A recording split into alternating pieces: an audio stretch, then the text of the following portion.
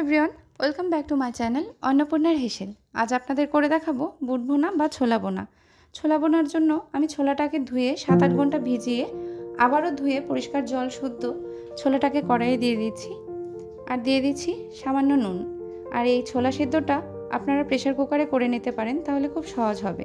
ছোলার সাথে একসাথে আলুও সেদ্ধ করে নেওয়া যেতে পারে। আমি এখানে উপর থেকে ময়লাটা পরিষ্কার করে এবার গ্যাসের ফ্লেমটাকে মিডিয়াম টু লোতে করে ঢাকনা দিয়ে সেদ্ধ করে নিয়েছি। ছোলা সেদ্ধ হয়ে গেছে। এই জলটা ঝরিয়ে আমি ছোলাটাকে ভালো করে ধুয়ে নেব। কড়াইয়ে দিয়ে দিচ্ছি তেল গরম হয়ে এলে এতে আমি শুকনো লঙ্কা, তেজপাতা, গোটা গরম মশলা ফোড়ন দিয়ে দিচ্ছি। ফোড়নটা একটু ভেজে নিয়ে এবার এখানে আমি দিয়ে দিচ্ছি পেঁয়াজ কুচি। এখানে আমি 1 কাপ পেঁয়াজ কুচি দিয়েছি। পেঁয়াজটাকে ভালো করে নেড়েচেড়ে মিডিয়াম হিটে হালকা ব্রাউন কালার হয়ে আসা পর্যন্ত ভেজে নেব। পেঁয়াজ ভেজে নেওয়া হয়ে গেছে। এবার এখানে আমি 2 চা চামচ আদা রসুন বাটা দিয়ে দিচ্ছি। দিয়ে আদা রসুন বাটাটাকে হালকা একটু ভেজে নেব। আদা রসুন বাটার কাঁচা গন্ধ চলে যাওয়ার পর এর মধ্যে আমি দিয়ে দিচ্ছি 2 চা চামচ জিরে বাটা, 1 চা চামচ লঙ্কা গুঁড়ো, 1/2 চা চামচ হলুদ গুঁড়ো দিয়ে সব কিছু একটু ভালো করে মিশিয়ে কষিয়ে নিচ্ছি। এবার এখানে আমি দিয়ে দিচ্ছি সামান্য মশলার বাটি ধোয়া যে জলটা রয়েছে সেটা দিয়ে একটু কষিয়ে নিয়ে এর মধ্যে আমি দিয়ে দিচ্ছি ধনে গুঁড়ো। এবার মশলাটা তেল ছেড়ে আসা পর্যন্ত কষিয়ে নেব। মশলার থেকে তেল ছেড়ে এসেছে।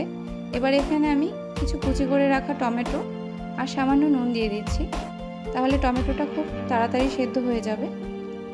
টমেটোটা দিয়ে আমি একটুখানি ঢেকে দিয়েছিলাম।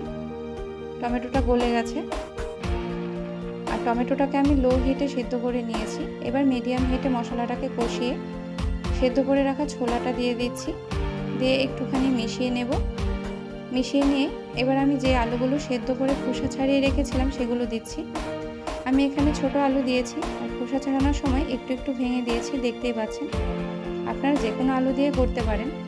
আমার কাছে ছোট আলু দিলে মনে হয় টেস্টটা একটু ভালো আসে, তাই আমি ব্যবহার করেছি। এবার সব কিছু একসাথে ভালো করে কষিয়ে নিয়ে এখানে দিয়ে দিচ্ছি 4-5টা চেরা কাঁচা লঙ্কা। কাঁচা লঙ্কাটা দিয়ে আর একটুখানি কষিয়ে নেব। এবার আমি এখানে দিয়ে দিচ্ছি প্রয়োজন মতো গরম জল। জলটা দিয়ে আবারও খুব ভালো করে মিশিয়ে নিচ্ছি। জলটা যখন ফুটে উঠবে তখন আমি গ্যাসের ফ্লেমটাকে মিডিয়াম টু লোতে করে ঢাকনা দিয়ে দেব। ঢাকনাটা তুলে নিচ্ছি। 5 থেকে 10 মিনিটের মধ্যে ঢাকনাটা তুলে নিতে হবে।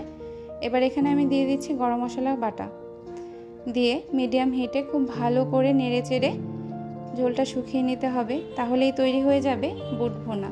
আর আমার রান্না যদি আপনাদের ভালো লাগে তাহলে please like, share and subscribe my channel.